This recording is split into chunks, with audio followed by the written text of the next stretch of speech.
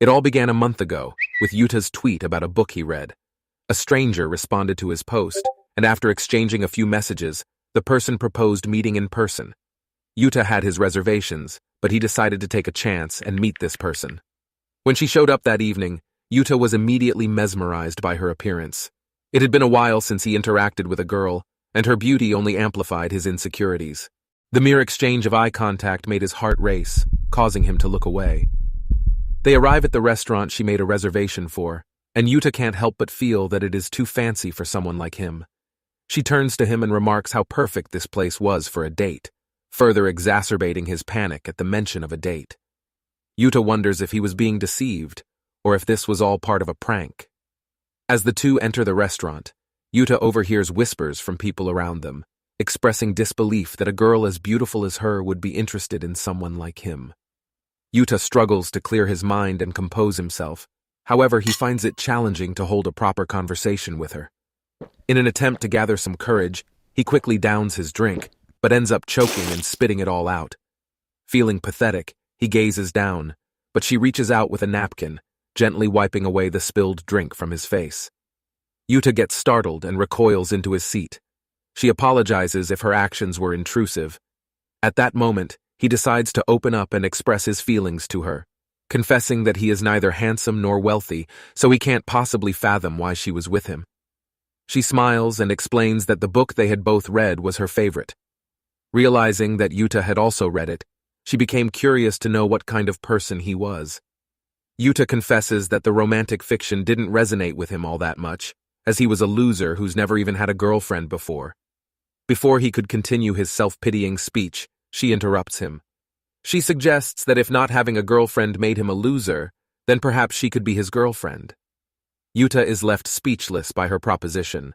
She teasingly smiles and, while gently touching his face, asks the same question again. Confused and flustered, Yuta wonders about her intentions.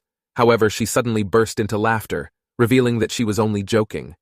While she apologizes for teasing him, she reassures him that even if he was a loser, she still found him cute. Although Yuta remains cautious of her, he finds himself gradually unable to resist her charm. After leaving the restaurant, the girl thanks Yuta for the meal. Meanwhile, Yuta couldn't enjoy the food at all due to the constant state of panic throughout their dinner. Even then, the night didn't go smoothly at all. He ends up apologizing for embarrassing her and offers to accompany her to the train station as a gesture of apology. She happily accepts his offer and gently wraps her hands around his arm. In a state of panic, Yuta asks if she's drunk, to which she playfully replies back. Deep down, Yuta can't shake the feeling that this is all too good to be true, and that she might just be messing with him. Nevertheless, if this was indeed their last date, he regrets that it'll be so short-lived. As they walk towards the station, they unintentionally pass by the red light district. The girl teasingly asks if that's where he's taking her. Startled, Yuta denies having such intention. She inquires if he's ever been to one before, and he admits that he hasn't. She mentions that she's only heard positive things about it, fueling Yuta's embarrassment as his face turns bright red. Sensing his discomfort, she leans in closer and asks what he's thinking about. Yuta quickly changes the subject, urging them to continue towards the station. However, the girl suggests that she may not want to go to the station just yet. Confused about her intentions, Yuta proposes the idea of wandering a bit more. She agrees to his idea and says that their field trip might be his chance to stop being a loser. With a gaze locked onto his eyes, she asks him what he wants to do. Countless thoughts swirl in his head before he blurts out that she shouldn't make such statements. Yuta expresses concern that she might be putting herself in danger, and that he could be anyone capable of doing terrible things to her. In an innocent yet flirting way, she questions if he would actually do terrible things to her. He vehemently denies having any such intention. Afterwards, he pleads with her to value herself more. Anxious that he may have offended her, Yuta glances down, but to his surprise, she leans in closer and tells him that she's glad they met. Smiling as if nothing unusual had occurred, they make their way back to the train station. At the station, Yuta apologizes for keeping her so late. However, she reassures him that it's not a problem and expresses how much fun she had, confessing that she's even more interested in him now. Before he can respond, she playfully slips her hands into his pocket. She then takes his phone out and saves her number on his phone. Finally, she tells him to reach out whenever he wants to meet up again, and they bid each other farewell. On his way back home, Yuta is still in disbelief over the night he's just had. As he imagines what might have happened in an alternative reality where he made a different choice, he gets interrupted by a text message. It's a message from the girl, thanking him for the memorable evening. Just then, it dawns on Yuta that he forgot to even ask her name. 10 days have passed since Yuta and the girl last met, and he hasn't heard from her since then. Despite her suggestion to contact her anytime, Yuta's insecurity prevented him from reaching out as well. Suddenly, an idea strikes him, remembering how the two came into contact in the first place. He decides to post on Twitter, looking for someone to go watch a movie with, hoping that she would take notice and reply. Nervously, Yuta waits for an hour until he finally receives a notification indicating that the girl liked his post. After contemplating for a while, he musters the courage to send her a private message. Meanwhile, the girl's exercise session is interrupted by a phone notification. She checks her phone, a smile forming as she reads Yuta's message. As more time passes, doubt begins to creep into Yuta's mind, and he regrets sending the message. Hours go by without a response, fueling his uncertainty. Finally, a reply arrives. She apologizes for not being able to make it, but says she might be free the following week. Yuta doubts whether her offer was merely out of courtesy and considers deleting her message so he can move on with his life. Just as he is about to, his phone rings. After apologizing for calling so late and making some small talk, she bluntly asks if he wanted to meet with her. Yuta gets flustered by her forwardness and mutters back a lame response. She laughs and says she really is busy that week, but suggests meeting the following week, if he's up for it. In response, Yuta says that if it's not too much trouble for her, he would like to go with her. She lets out a seductive laugh, and in a sweet voice, tells him to be a good boy and wait for her. After they hang up, Yuta's heart races as if he has just finished running a marathon, and realizes that sleep won't come easy that night. At work, despite being overloaded with things to do, Yuta can't help but grin at the thought of finally meeting the girl next weekend.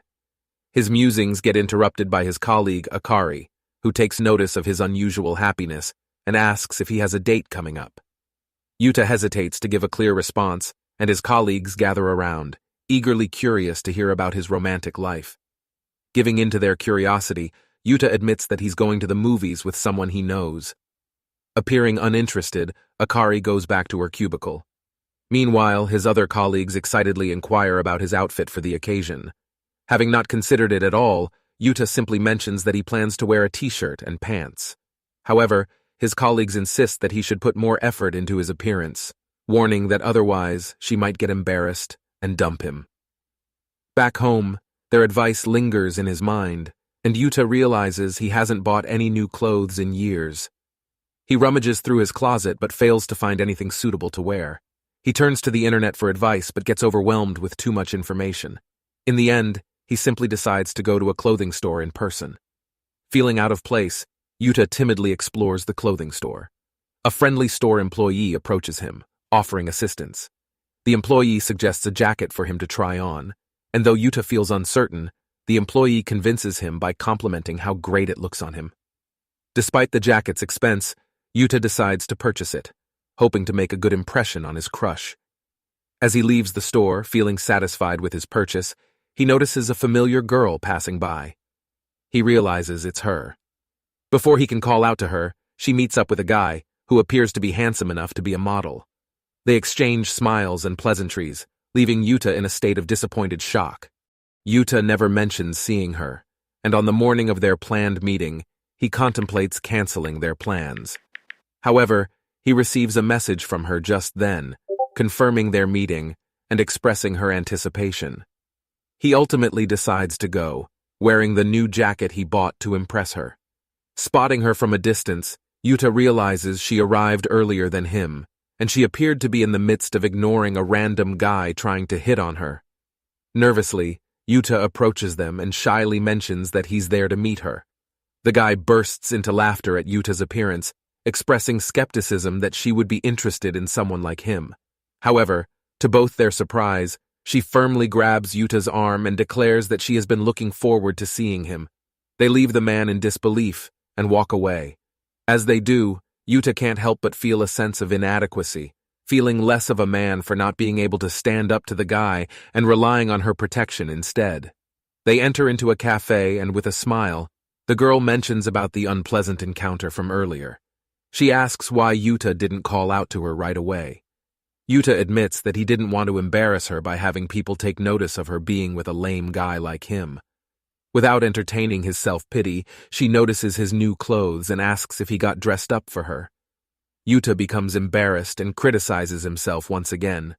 However, the girl encourages him by expressing that she finds him much more attractive than a stranger who randomly hits on her. But she admits that his outfit does look a bit chaotic. Since they still have some time before the movie starts, the girl suggests taking him somewhere. Yuta asks where they're going, and she reveals her intention to play dress-up with him.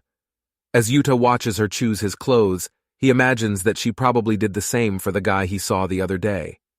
She picks out an outfit for him and encourages him to try it on. Nervously, he emerges from the changing room and asks how it looks. Both the girl and the store employee exclaim that it looks great on him. The store employee suggests that Yuta might look even better without his glasses, but as Yuta takes them off, the girl promptly puts them back on his face, expressing that she likes him just the way he is.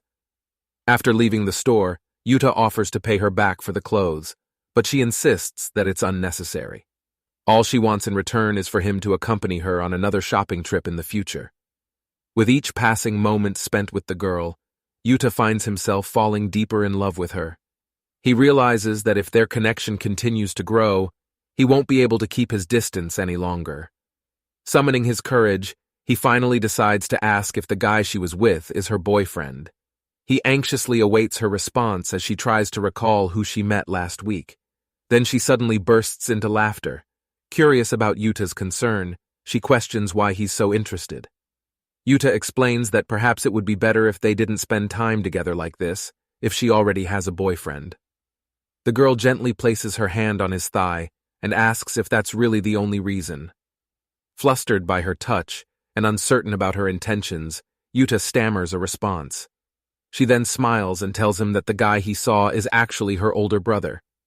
She then gently touches his face and asks if he feels relieved now. Yuta denies it defiantly, but she sees through his lie. She asks if he was feeling jealous, and Yuta denies it, insisting that it's not like that. She agrees with him, leaving Yuta puzzled about what she means. Before he can inquire further, she mentions that the movie is about to start. Upon arrival, Yuta offers to purchase the movie tickets and quickly rushes off to do so. As he selects their seats, he wonders if sitting next to each other is appropriate. It also dawns on him that this is his first time watching a movie with another person. When he returns, she offers to reimburse him for her ticket, but Yuta insists that it's unnecessary. Inside the theater, Yuta is overwhelmed with insecurity, unsure of where to place his hands and consumed by his thoughts. He finds it impossible to concentrate on the movie. Suddenly, the girl leans close to his face and whispers that it feels like they're on a date. She then gently takes hold of his hands, intertwining their fingers, and suggests that he can practice holding hands before going on a real date someday. Yuta remains uncertain about the situation, but at this point, he no longer cares. All he wishes for is that the movie never ends. After a while, Yuta's worries resurface in his mind. He can't focus on the movie and becomes anxious about his sweaty hands. When the girl releases his hand, his insecurity intensifies, thinking he may have done something wrong. To his surprise, she reaches for her handkerchief and wipes away her tears. Yuta contemplates holding her hands to offer comfort, but his courage fails him. Sensing his hesitation, she leans against his shoulder. Eventually, the movie concludes, and the lights come on. When she inquires about the movie, Yuta is unable to provide a coherent answer. She asks if he was paying attention or if something else was occupying his thoughts. He averts his gaze and admits that he was surprised by her tears. She shyly confesses that she gets emotional too, just like everyone else. As she looks away, Yuta anxiously apologizes, fearing she might be upset or angry. However, she turns around and reveals that she was only teasing him. Reflecting on the fact that their plans were solely to watch a movie, Yuta regrets not having more time with her. Summoning his courage, and while speaking a little too loudly, he asks if she would like to have dinner with him. He quickly adds that it's perfectly fine if she's busy. Playfully, the girl questions whether he wants to spend more time with her. Flustered, Yuta doesn't provide an immediate answer. Teasingly, she leans in closer, awaiting his response. Finally, he admits that he does want to spend more time with her. With a mischievous smile, she agrees to have dinner together. She then excuses herself, mentioning that she'll be right back from the bathroom. Left alone, Yuta hurriedly searches for nearby restaurants on his phone. However, when he turns on his phone, he notices a message from someone, which he isn't accustomed to receiving. The girl then comes back before he is able to look up a good restaurant nearby or check his message. Meanwhile, the mysterious girl who sent him the message hides in her blanket as she gets shy over extending an offer to watch the movie with him. Possible harem? We'll find out.